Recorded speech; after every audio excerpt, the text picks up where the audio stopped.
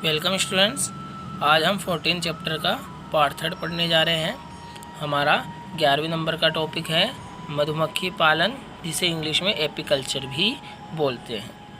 मधुमक्खियाँ हमारे लिए क्यों ज़रूरी है, मधुमक्खियाँ कितने प्रकार की होती है, मधुमक्खियों की कितनी जातियाँ होती है, वो सब हम इस वीडियो में पढ़ेंगे। मधुमक्खियों में श्रम विभाजन को समझाइए, इसका महत्व बताइए। प्रश्न है कि मधुमक्खियों में श्रम विभाजन समझाना है। क्या समझाना है? श्रम विभाजन, और इनका क्या बताना है?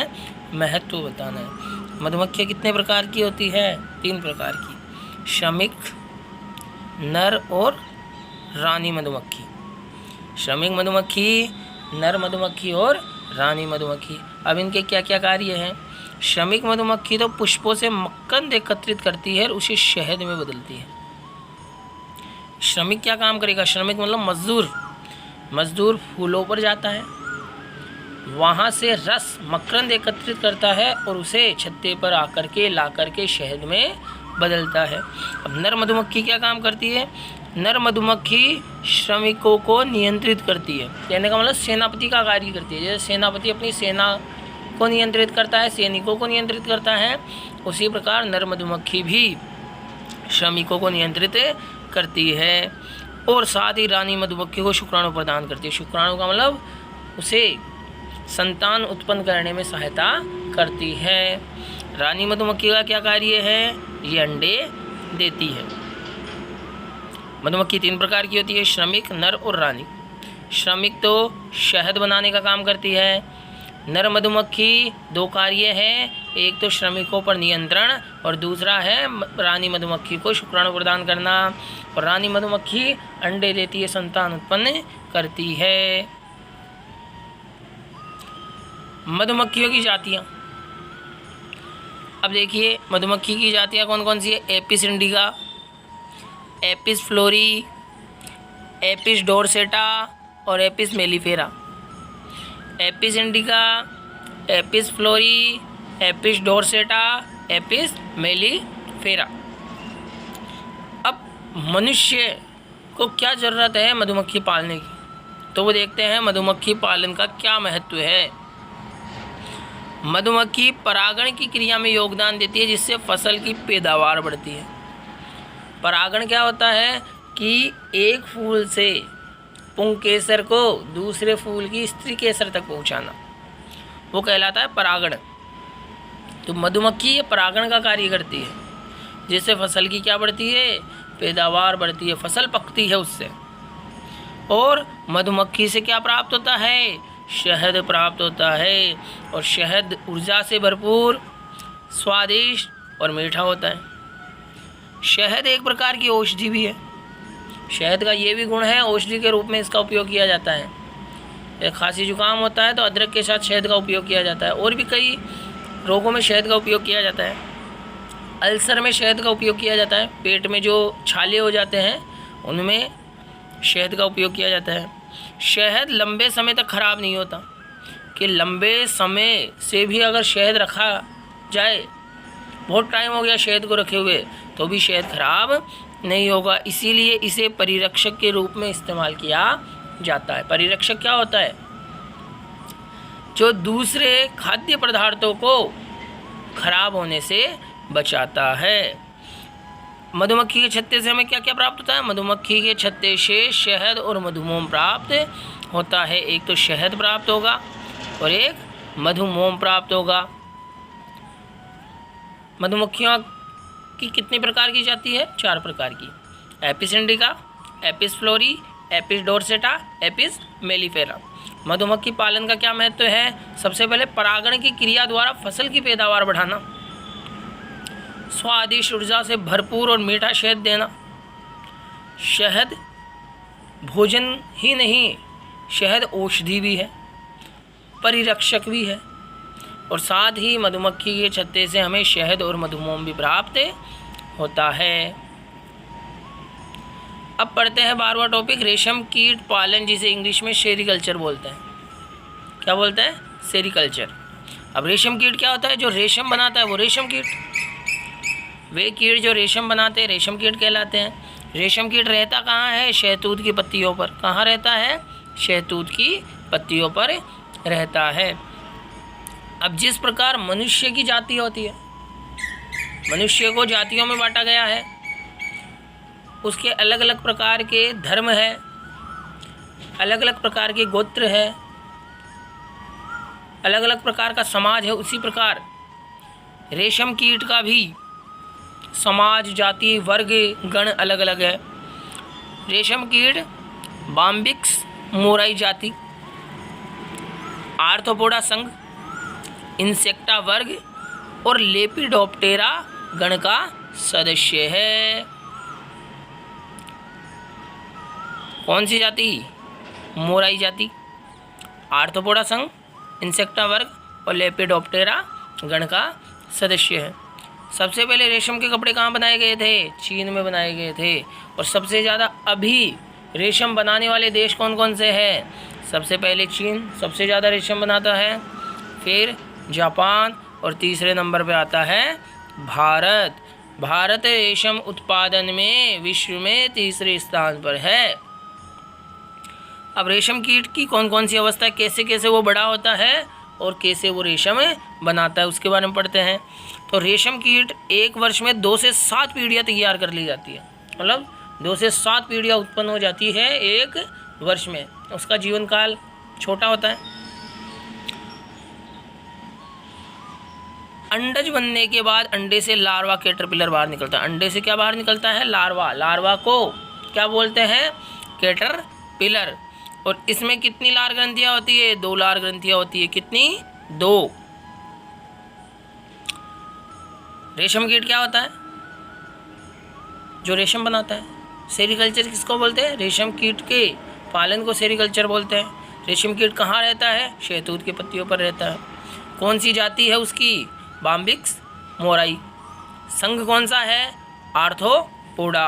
वर्ग कौन सा है? इंसेक्टा वर्ग। गण कौन सा है? लेपिडोप्टेरा गण है। सबसे पहले रेशम के कपड़े कहाँ बनाए गए? चीन में। भारत का कौन सा स्थान है? पहले नंबर पे चीन, दूसरे पे जापान और भारत का रेशम उत्पादन में तीसरा स्थान है। रेशम कीट की अवस्थाएं कौन कौन सी है? सबसे पहली बात, एक वर्ष में 2 से 7 पीढ़ियाँ तैयार हो जाती है। अंडे से लार्वा निकलता है, उसे कैटरपिलर कहते हैं। और लार्वा में 2 लार ग्रंथियाँ होती है। लार्वा पूर्ण विकसित होकर 7.5 सेंटीमीटर लंबा हो जाता है। जब लार्वा पूर्ण विकसित हो जाता है, वयस्क बन जाता है, तब उसकी लंबाई 7.5 सेंटीमीटर होती है, जो रेशम का स्राव द्रव रूप में करता है। अब रेशम निकालते हैं। देखो, रेशम वास्तव में है क्या? रेशम कीट की लार ही है। जब वो लार निकालता है तो वो वायु के संपर्क में आकर के सूख जाती है, वो बन जाता है रेशम। तो रेशम द्रव रूप में निकलता है, पहले लार द्रव रूप में ही होती है, और जो हवा में सूख करके कठोर हो जाती है। और जैसे हवा के संपर्क में, वायु के संपर्क में आती है वो लार, वो सूख जाती है और कठोर हो जाती है, वो बन गया अपना रेशम। जब यह भोजन करना बंद कर देता है, कौन? लार्वा जब भोजन करना बंद कर देता है तो अपने चारों ओर रेशम का स्त्राव कर कोकून में बंद हो जाता है। जब ये भोजन करना बंद कर देगा तो अपने चारों ओर रेशम लपेट लेगा, अपने चारों ओर रेशम लपेट लेगा। मिस्र की मम्मी तो आपने देखी होगी, क्या होता है? उनके चारों ओर पट्टियाँ लपटी होती है। उसी प्रकार ये क्या करता है? अपने चारों ओर रेशम लपेट लेता है, रेशम का धागा लपेट लेता है। रेशम है क्या? रेशम कीट की लार ही तो है। तो अपने चारों ओर लार से बना धागा लपेट लेता है, और वो जो उसका खोल बना है, जो उसका आवरण बना है रेशम का, जिसे उसने अपने चारों ओर लपेट लिया, उसे कहते हैं कोकून। तो कोकून में बंद हो जाता है। कोकून के अंदर बंद निष्क्रिय लार्वा प्यूपा कहलाता है। अब कोकून के अंदर रह करके वो कोई काम नहीं करता, निष्क्रिय रहता है, आराम करता है। और उस कोकून के बंद निष्क्रिय लार्वा, जो लार्वा कोकून के अंदर बंद है, उसे कहते हैं प्यूपा। क्या बोलते हैं? प्यूपा। कोकून लगभग 1000 से 1200 मीटर लंबे रेशम के धागे का बना होता है। अब कोकून से हमें कितना रेशम प्राप्त हो सकता है? 1000 मीटर से 1200 मीटर लंबा रेशम का धागा हमें प्राप्त हो सकता है। एक कोकून का भार कितना होता है?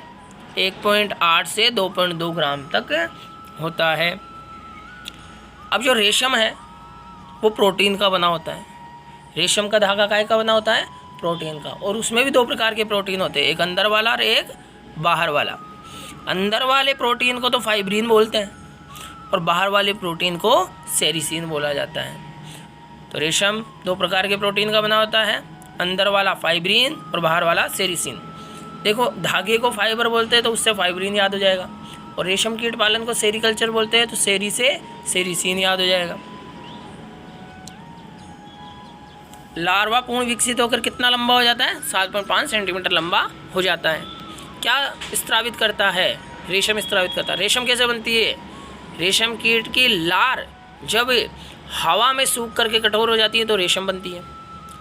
जब ये भोजन करना बंद कर देता है तो अपने चारों ओर क्या लपेट लेता है? रेशम का धागा लपेट लेता है, रेशम का स्त्राव करता है और कोकून में बंद हो जाता है। कोकून में बंद निष्क्रिय लार्वा क्या कहलाता है? प्यूपा, या कह सकते हैं प्यूपा किसे कहते हैं? रेशम कीट या रेशम कीट का जो लार्वा है वो कोकून के अंदर बंद हो जाता है, निष्क्रिय रहता है, उसे प्यूपा बोलते हैं। कोकून से कितना लंबा रेशम का धागा प्राप्त होता है? 1000 से 1200 मीटर लंबा रेशम का धागा प्राप्त होता है। एक कोकून का भार कितना होता है? 1.8 से 2.2 ग्राम होता है। रेशम का धागा कितने प्रकार के प्रोटीन से बनता है? 2 प्रकार के प्रोटीन से बनता है। कौन कौन से? अंदर वाला फाइब्रिन और बाहर वाला सेरिसिन। लाख कीट संवर्धन। अब 13वां टॉपिक है अपना लाख कीट संवर्धन।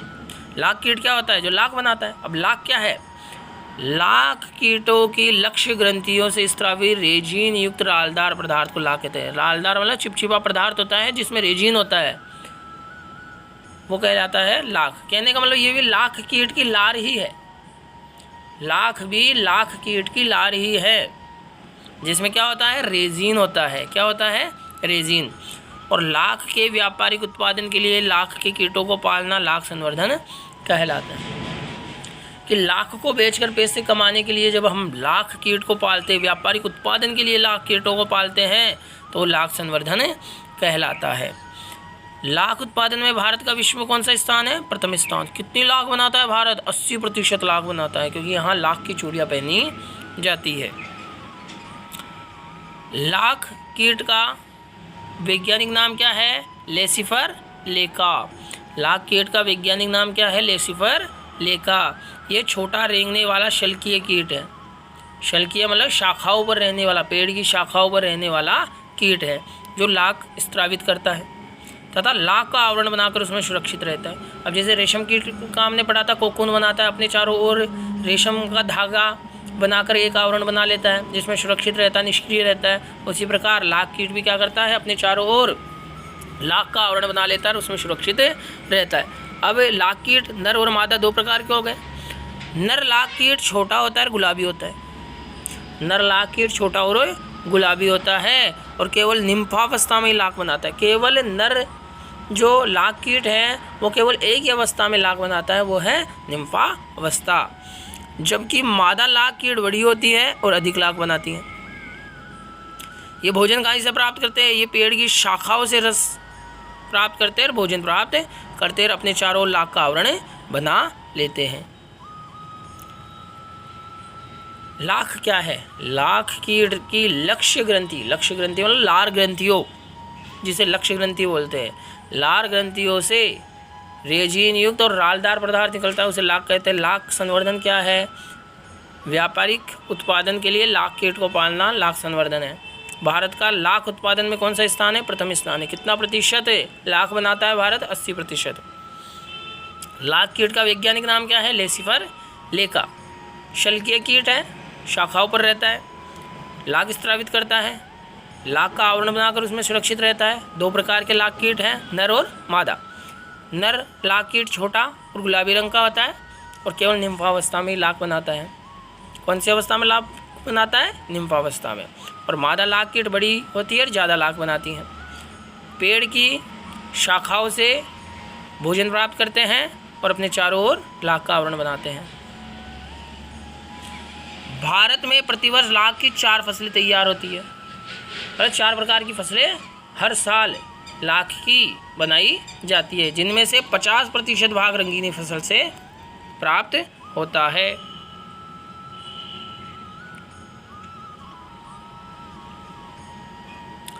अब लाख उत्पादन की 2 विधियां हैं। लाख उत्पादन की कितनी विधियां हैं? 2 विधियां हैं। एक तो पुरानी देशी विधि और एक है आधुनिक विधि। पुरानी देशी विधि को आदिवासी या अवैज्ञानिक विधि भी बोलते हैं। इसमें क्या करते हैं, लाख के पौधों को काट कर लाख प्राप्त करते हैं। जिन पेड़ों पर लाख कीट है उन पेड़ों को ही काट देते हैं और फिर लाख प्राप्त करते हैं। इससे क्या होता है, लाख कीट और वनस्पति दोनों को नुकसान। पेड़ कट गए, पेड़ों को नुकसान, और लाख कीट भी मर गए या उनके आवास भी खत्म हो गए, उनको भी नुकसान होता है। आगामी फसल को हानि होती है, आने वाली जो अगली फसल है उसको भी हानि होती है। आधुनिक विधि को वैज्ञानिक विधि भी बोलते हैं। अब इसमें क्या होता है, लाख के पौधों से लाख सावधानी पूर्वक व धीरे धीरे निकाली जाती है और लाख कीट वनस्पति को नुकसान नहीं होता और आगामी फसल भी अधिक अच्छी होती है और उसको कोई हानि भी नहीं होती। भारत में हर साल लाख की कितनी फसलें तैयार की जाती है? 4 फसलें। सबसे महत्वपूर्ण फसल कौन सी है? रंगीनी फसल, क्योंकि उससे 50% लाख प्राप्त होता है। लाख उत्पादन की कितनी विधियां हैं? 2 विधि। कौन कौन सी? पुरानी देशी विधि, जिसे आदिवासी या अवैज्ञानिक विधि भी बोलते हैं, और दूसरी आधुनिक वैज्ञानिक विधि। पुरानी देशी विधि में क्या होता है कि पेड़ों को जो काट दिया जाता है और फिर लाख प्राप्त की जाती है, जिससे वनस्पति और लाख कीट दोनों को नुकसान होगा और आने वाली फसल को भी नुकसान होगा। साथ ही आधुनिक विधि में क्या होता है, आधुनिक विधि में पौधों से लाख धीरे धीरे सावधानी पूर्वक अलग की जाती है, जैसे ना तो लाख कीट को नुकसान होता है और ना ही वनस्पति को नुकसान होता है और आने वाली फसल को भी ज़्यादा हानि नहीं होती। अब प्रश्न है, भारतीय लाख अनुसंधान केंद्र कहाँ स्थित है? तो भारतीय लाख अनुसंधान केंद्र रांची, झारखंड में स्थित है। प्रीवियस ईयर्स के क्वेश्चंस देख लेते हैं। मधुमक्खी पालन के 2 उत्पादों के नाम बताइए। आप बता सकते हो शहद और मधुमोम। ये प्रश्न 2017 के मॉडल पेपर में और 2018 के बोर्ड पेपर में आया था। रेशम कीट के लार्वा को क्या कहते हैं? इसको कहते हैं कैटरपिलर। 2018 में आया था ये प्रश्न। रेशम कीट द्वारा रेशम का धागा कैसे बनाया जाता है? ये पूरी प्रोसीजर पीछे दी हुई है, वो देखिएगा, याद कीजिएगा।